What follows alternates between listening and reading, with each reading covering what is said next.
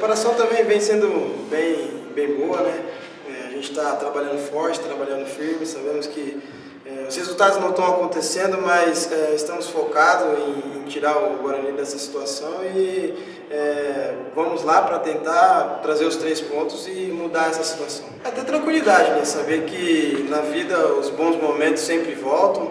Claro que trabalhamos e buscamos para viver sempre os bons momentos, mas quando os ruins vierem, a gente ter tranquilidade, cabeça boa, para que as coisas aconteçam naturalmente e que tudo volte a fluir coisas boas, né? Não, e nosso ambiente é bom, nosso ambiente é respeitoso, todo mundo respeita a cada um, né, a sua posição. Sabemos que quem tem a ganhar sempre é o Guarani, então que eu venho sempre dizer, né, a união do nosso grupo é sempre muito boa, sempre bom e isso também vai fluir quando os resultados começarem a sair.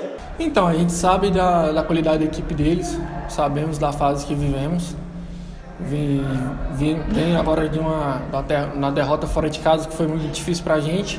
Então a gente sabe da importância desse jogo, mais focado que nunca, o grupo muito unido, sabendo que temos que reverter essa situação. Estamos trabalhando muito forte para que a gente possa chegar com tudo no sábado, claro, respeitando a equipe deles, sabendo que vai ser um jogo muito difícil para que a gente possa buscar o resultado fora de casa. Todos nós sabemos da importância desse jogo, sabemos da situação que vivemos.